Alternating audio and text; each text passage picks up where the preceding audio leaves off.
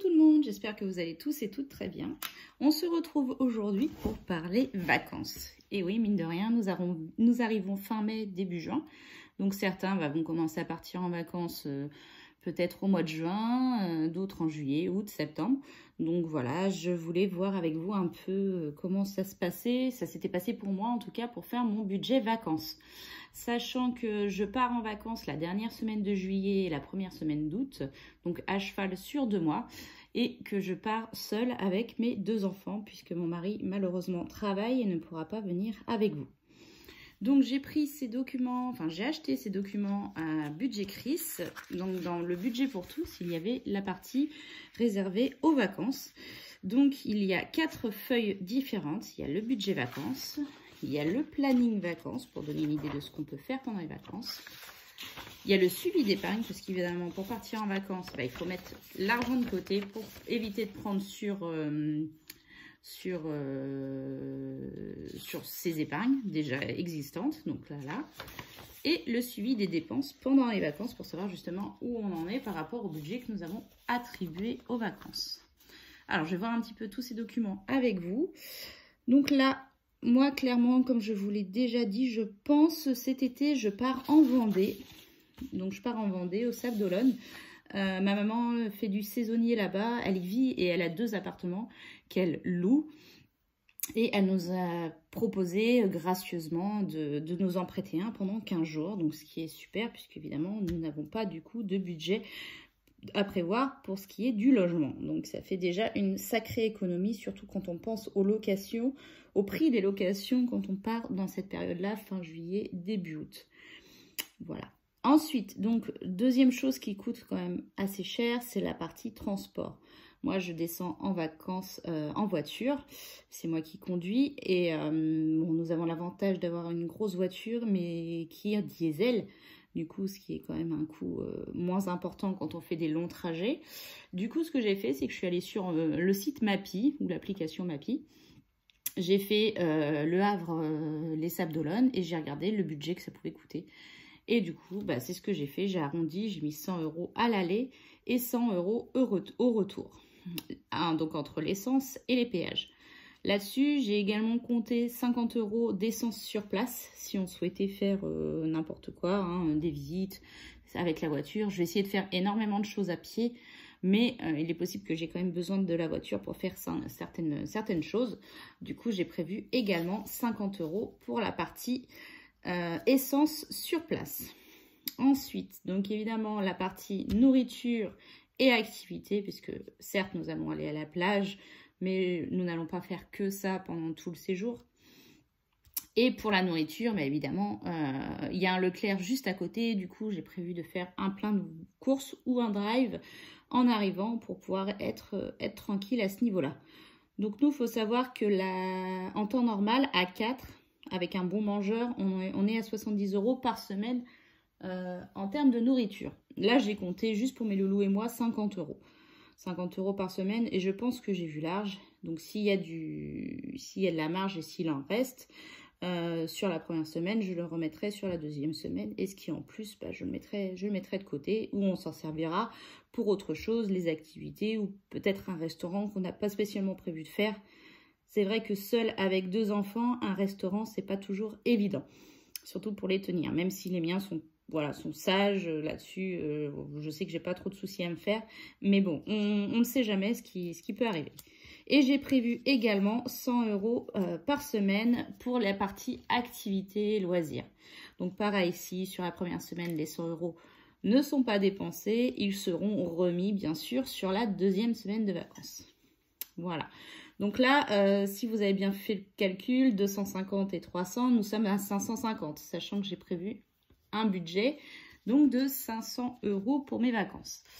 Comme vous le savez également, je fais le défi 5 € et le défi 5 € est prévu justement pour mes vacances. Donc ça se complétera le budget des 500 € que moi de mon côté je mets de côté pour pouvoir partir cet été. Donc ça permettra d'éviter de puiser sur les 100 € par semaine ou sur les 50 € de nourriture pour acheter par exemple des glaces, des crêpes, faire un tour de manège, voilà, ce genre de choses. Ce sera vraiment les petits achats que je ferai avec ces billets de 5 €. J'espère, il y a largement les 50 € restants, manquants, pardon, mais je pense que j'emmènerai même un peu plus, 100, voire 200 € de billets de 5 €. Donc voilà pour le budget. Donc là-dessus, pour pouvoir budgétiser par exemple mes activités, donc pour l'essence, je vous ai dit, je me suis fiée au site Mappy, et pour l'essence et les péages. Et pour les activités, je suis allée sur les différents sites des activités, enfin des choses à faire dans la région.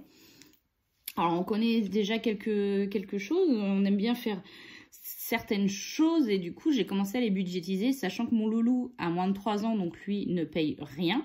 Il n'y a que pour ma fille et moi, donc une place adulte et une place enfant à chaque fois. Donc là, par exemple, la liste des choses à faire qu'on s'est mis avec ma fille. Donc il y a l'aquarium, il y a un aquarium au Sable d'Olonne. Donc voilà, et là j'ai mis les prix à côté. Donc 13,80 pour un adulte et 9,80 pour un enfant.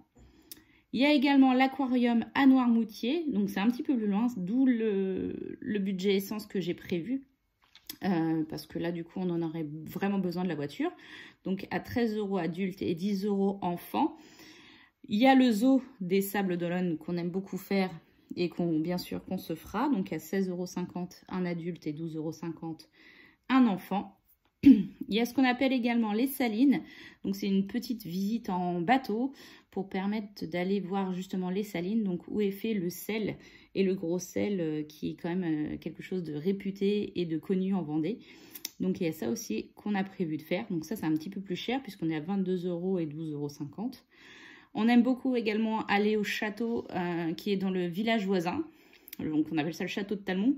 Souvent l'été, ils font, alors là je ne sais pas avec le Covid s'ils le feront, mais ils font souvent des spectacles d'oiseaux de proie, de chevaliers, ce genre de choses. Ma fille aime beaucoup.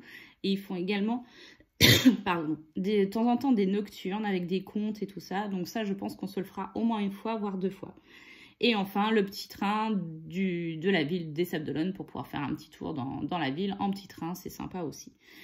Donc voilà. Donc avec toutes ces activités-là que j'ai prévues, je ne rentre pas dans les 200 €. Je suis en dessous que j'ai prévu sur la semaine. Donc ça permet d'avoir également un complément de budget si mes enfants ont envie de s'acheter un souvenir. Ou si justement on mange sur place ce jour-là, je pense aux zoo par exemple, y aller le matin, en fin de matinée, manger, puis recontinuer l'après-midi. Souvent on le fait, je sais que Noirmoutier c'est un peu plus loin, donc je pense que c'est une visite qu'on fera à la journée. Donc on fera sûrement quelque chose d'autre là-bas, en plus de l'aquarium. Voilà. Donc pour ce qui est de où bien manger, comme je vous l'ai dit, avec 2 enfants, un restaurant, ça va peut-être pas être évident, mais je vais quand même regarder. Et que vous ou non visiter, pour moi, ça regroupe les choses à faire. Ensuite, donc pour voir l'avancée de mon épargne, donc il y a ce petit tracker là que j'ai trouvé très très bien. Donc c'est un petit palmier. Donc voilà, qui va jusqu'à 500 €. Je l'ai rempli tous les 25 € jusqu'à 500 €. Et donc là, aujourd'hui, j'en suis à 400 €. Donc il me manque 100 €. Sachant pardon, que là avec mon épargne, pour l'épargne du début de mois plus début juillet, il sera complété. Donc là pour le moment nous en sommes bien à 400 € sur les 500 € prévus. Et donc pour pouvoir faire le suivi de mes dépenses pendant les vacances, je vais emmener ce petit tracker dans lequel je vais tout noter de ce qu'on fera en partant bien sûr le dépôt de 500 € au départ. Voire peut-être même un peu plus parce que je pense que je mettrai dedans du coup les billets de 5 € et faire le total au fur et à mesure. Et le but du jeu, c'est bien sûr ne pas dépasser ce budget-là et arriver bien, même s'il y a un petit peu plus à la fin, tant mieux, mais en tout cas ne pas dépasser ces 500 ou 600 ou 650 € que j'aurais prévu avec les billets de 5 €. Voilà, voilà. Écoutez, j'espère que cette petite vidéo va vous éclairer et vous donner des petites idées pour justement vous aussi budgétiser vos vacances. Si vous avez des questions, n'hésitez pas à les laisser en commentaire, hein, je me ferai un plaisir d'y répondre. Et n'hésitez pas également à me mettre en commentaire si vous aussi vous avez des projets vacances, si vous avez déjà tout budgétisé. Puis où vous partez, ça me fait plaisir, j'aimerais bien, je suis un peu curieuse de savoir quelles sont vos destinations favorites pour cet été. savoir également si vous partez en camping, en location, dans de la famille. Voilà, j'attends en tout cas vos retours. Moi, j'adore, c'est toujours un plaisir de vous lire et de vous répondre tout, bien sûr, dans la bienveillance et dans la bonne humeur. En tout cas, je vous souhaite une bonne journée et je vous fais plein de gros bisous et je vous dis à bientôt. Des bisous!